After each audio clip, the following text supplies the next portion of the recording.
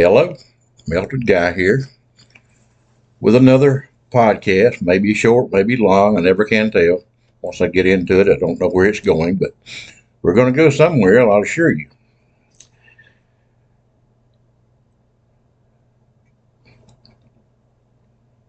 You know, the compromise is a word that we hear so often, but I don't think we understand the importance and the ramifications of a compromise or compromising. You take in looking at it in one meaning, like on January the 6th of 2021, the United States government was compromised. Regardless of what you hear from one side, I saw it, you saw it, you could deny it, but the government, our form of government was compromised. That was an attempted coup on the United States government, brought on by Donald Trump. Yes, I still say it, and I continue to say it.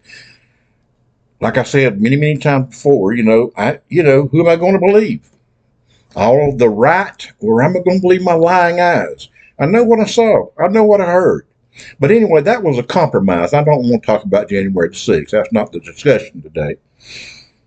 The discussion today, to me, is as important.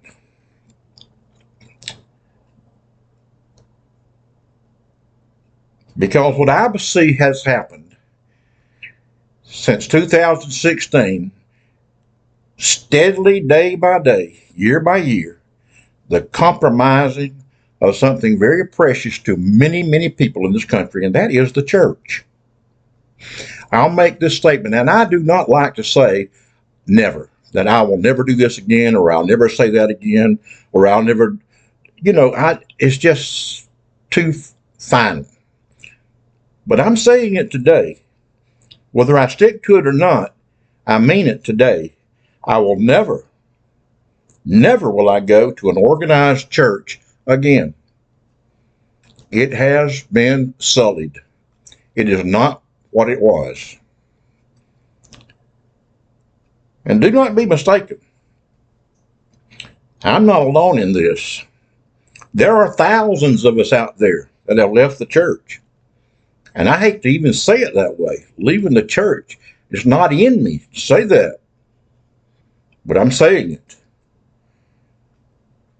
The so-called church gives lip service only to this man, Jesus, that they have preached for centuries. Jesus.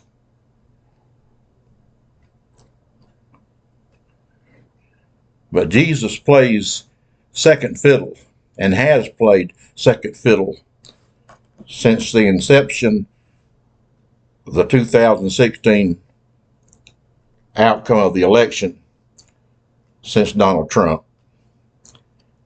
Jesus has played second fiddle to Donald Trump and MAGA politics. Oh, gasp if you want to. You're not blind and you're not deaf and you're not ignorant unless you choose to be. My last experience trying to find a place to worship, trying to find a place that I could regain those days when I enjoyed getting up on Sunday morning, getting dressed and going to church and being with friends and other Christians and just having a good time. And my last experiences were ones of attending a political rally instead of a church service. I heard racist jokes. I heard hatred, racist remarks. I heard incriminating remarks that were based purely on lies. I heard people bearing false witness, whether they knew it or not. And I always say, if you're not informed, do not try to inform. Yes, a political rally. That's the way I felt when I walked out. If I want to go to a political rally, I go to a political rally. But when I go to church, I went there for a reason. As one man put it to me one time, I don't go to church for anybody else. I go for me. I couldn't do that. Now, don't get me wrong, the Bible is still being proclaimed by many, and they'll fight you if you say different. I don't know how they can still do that, but it is proclaimed by many to be the inerrant, infallible Word of God, which, by the way, by New Testament standards and theology, supports totally the separation of church and state. And you know, if that's not enough for you, if that does not register with any of us at all, then the Constitution of the United States should clear up any confusion about separation of church and state. Actually, I never noticed the confusion. I never noticed the separation becoming a narrow line until Donald Trump. Oh, violations happened. People would speak out about their political beliefs, but it was swift. It was not the theme of the day by any means. Everybody knew what you were there for.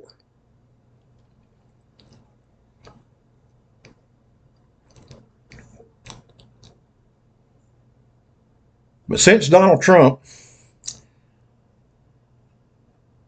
the church has taken on the character and the attitude of Donald Trump. And the religion of the Bible by many faiths out there now. Oh, they may not say it outright. Some of them do. Donald Trump is the new Messiah. He is the new prophet. He was particularly chosen by God. All of this. Donald Trump has become the religion of the Bible. Now, I want to tell you something. And I really don't care if you like me or if you agree with me or not. It's like I always do. I refer to the words of Tennessee Brando, my podcast hero. He'll always say, you can say what you want, but we bring the receipts. And you know we have the receipts. We know we have the facts and figures. We know we have the video and the audio and all of that to support what we're saying. But I'm going to say this. If you are in some way looking at Donald Trump, looking at the MAGA Republican Party right now, if you are justifying, then you are compromising. If you are rationalizing, you are compromising. And doing either or both compromises the integrity of the church and the Bible you hold so dearly. And as horrific as it may sound to you when I say this, you are justifying, you are rationalizing, but you are denying because it's there in front of you.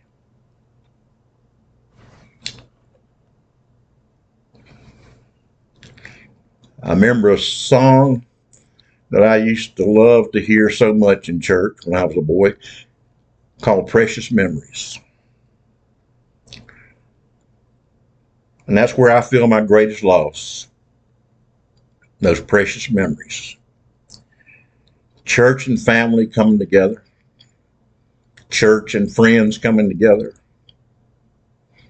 Having those dinners on the ground. You know, everywhere I ever went to church, they had on the ground somewhere a line of concrete picnic tables where we would have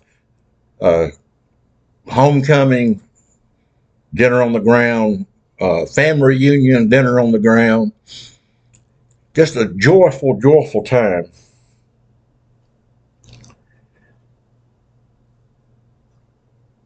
A place for families to come together, a place for friends to come together. We had Christmas plays. I remember those Christmas plays and what a great time we had in Christmas play practice.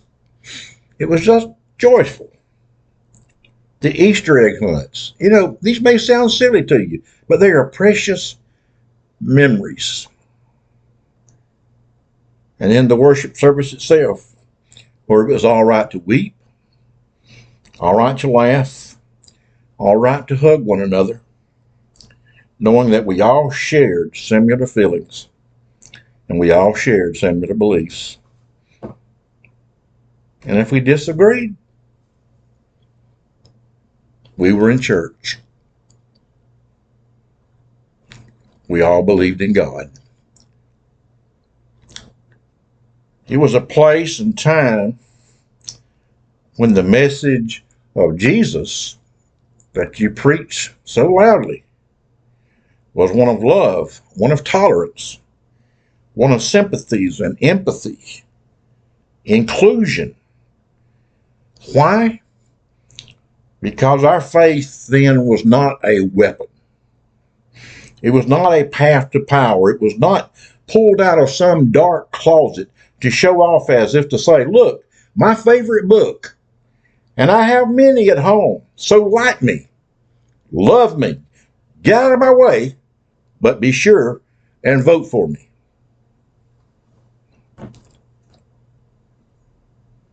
It doesn't matter whether you have noticed or not, whether you have noticed or not, because thousands and thousands and thousands, just like me, we have noticed. And those precious memories are squashed and sullied by this man, Donald Trump, and how he makes mockery of faith and church.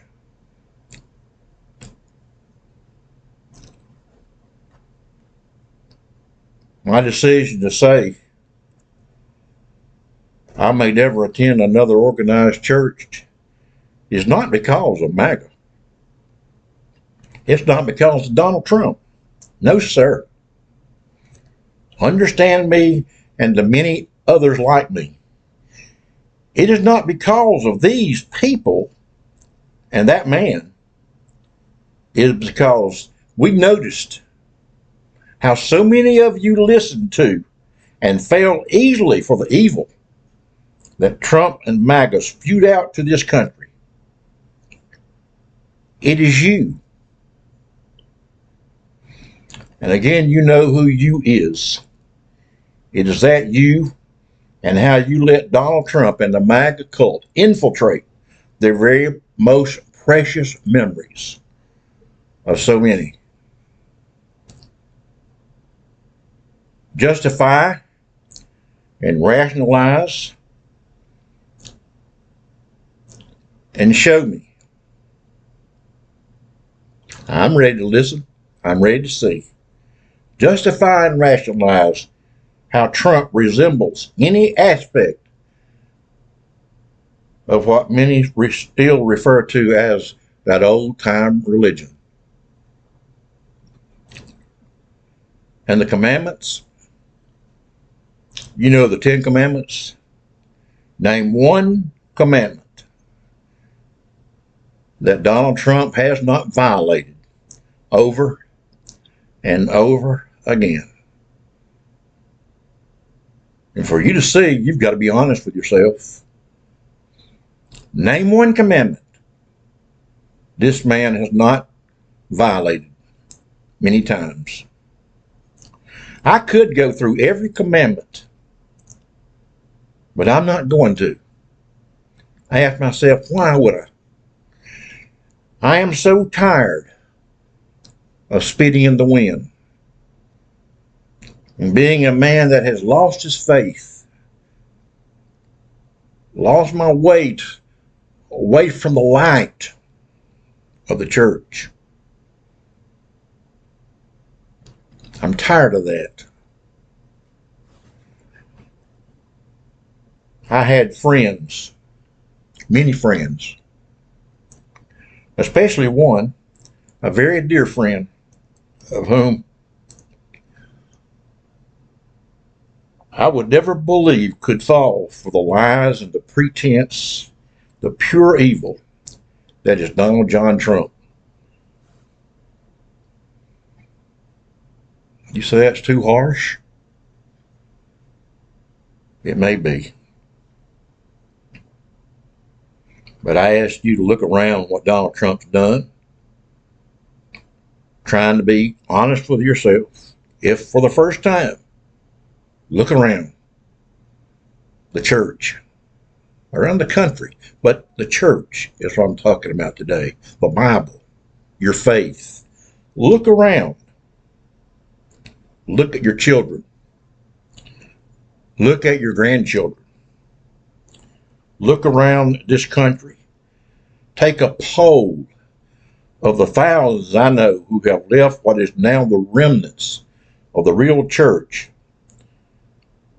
You know, the real church, where each of us holds so many precious memories.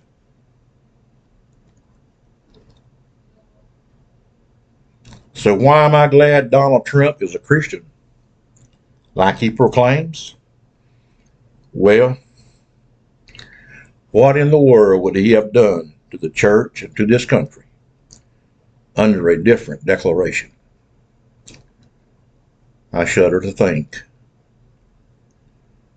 Again, important, very important. You look at your children, you look at your grandchildren, you look at your family, you look at your church, and then you take an inventory of your heart.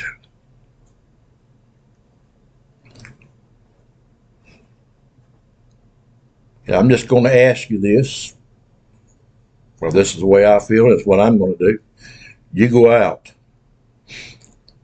You find a way that you can get around any of the things holding you back, and you vote for Kamala Harris, and you vote for Tim Walz. But if you cannot find it in your heart to do that, then I ask you, just don't vote for Donald Trump. This has got to end.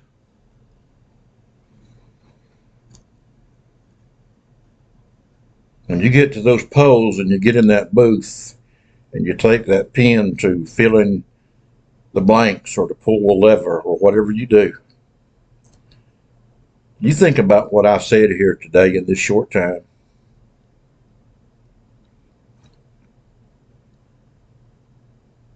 Take a time to do some real rationalizing and justifying. And you think about the church of your childhood and your church now.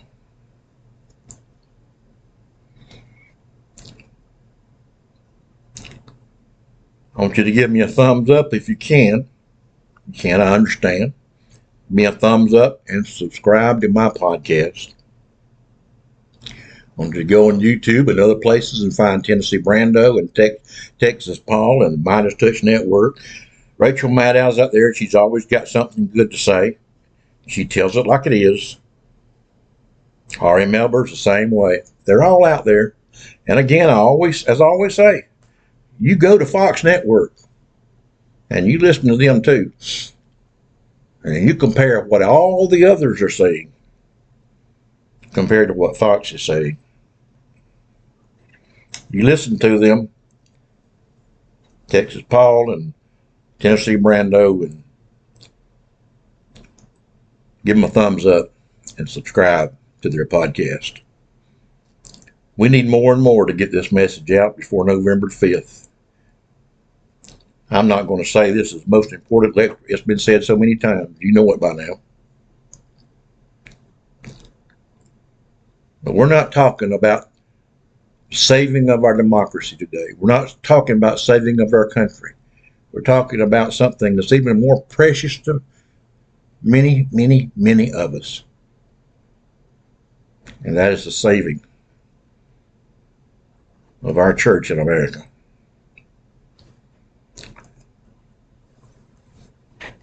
I'm going to plug my book and my wife's book by Sue Guy, Leaving Small Town. Like I've said so many times, many people say it's a great book, and they keep asking for a sequel to it, so it must be pretty good.